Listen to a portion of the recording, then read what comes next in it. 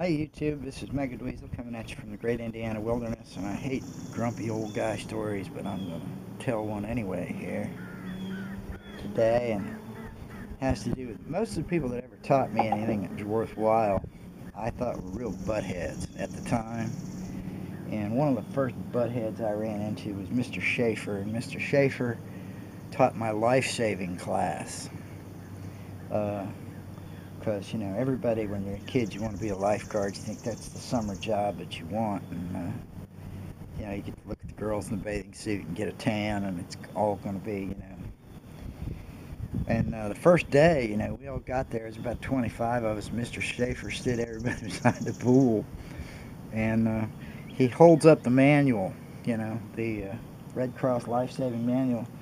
He says, "We're not going to worry about this for a little while." And I kind of looked, I was a little confused, and I said, "Well, what do you mean?" He says, "No," he says, "for us to do this," he says, "there's two things that we need to know right off the bat." He said, "Knowledge be damned." He said, "I need to know how well you can swim. And you need to know how well you can swim. So everybody's getting in the water here in the deep end." He says, "And I'll let you know when 10 minutes is up." It's the longest fucking 10 minutes of my life. And about half the class didn't make it. I mean, we all thought we were in great shape.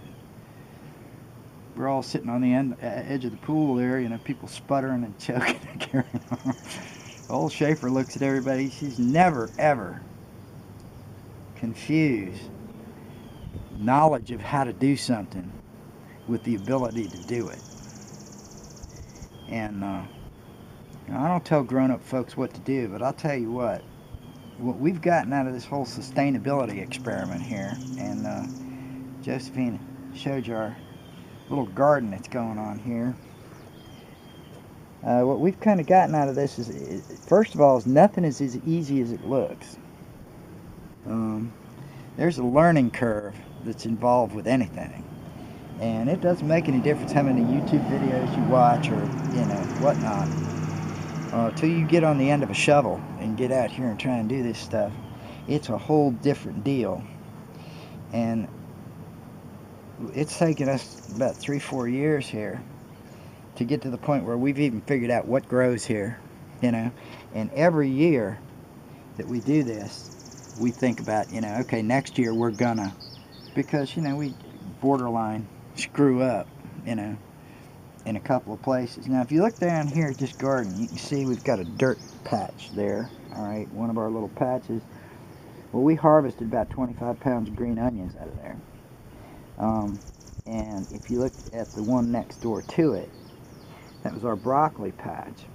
Now it always seemed to me, okay, that you were supposed to, I mean, if you look at the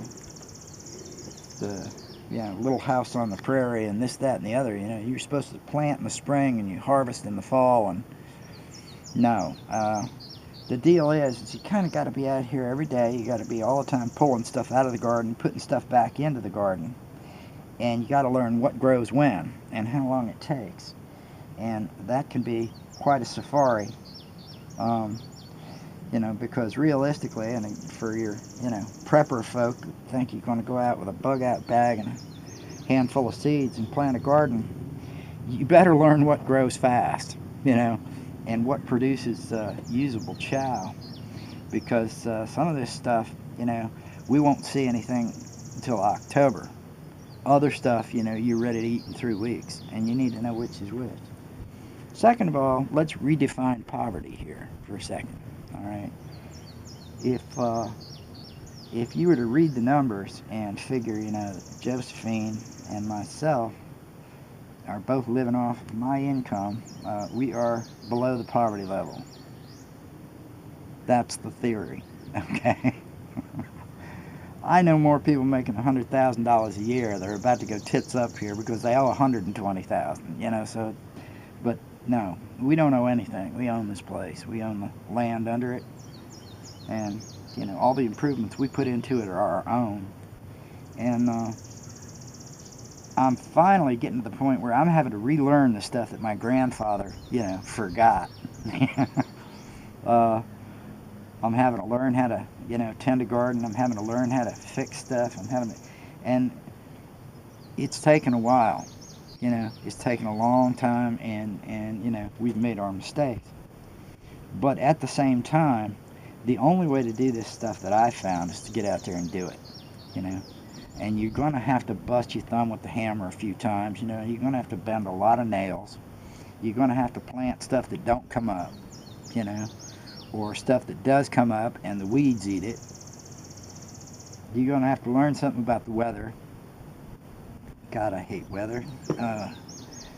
Last year we had the most horrible drought on record, and this year it ain't stopped raining long enough to let me mow the lawn. So, some days chicken, some days feathers. But the bottom line to all this is just that, for the folks that like to sit around and watch YouTube, and anybody who's silly enough to sit and watch my videos, understand, okay, that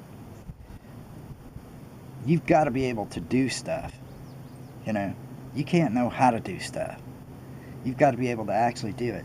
Wish I had a nickel for every person that, they're talking about their bug out plan, includes a 10-mile hike, and they ain't walked farther than the car park in 10 years. But they're pretty sure that they're going to be able to do that. I don't know why.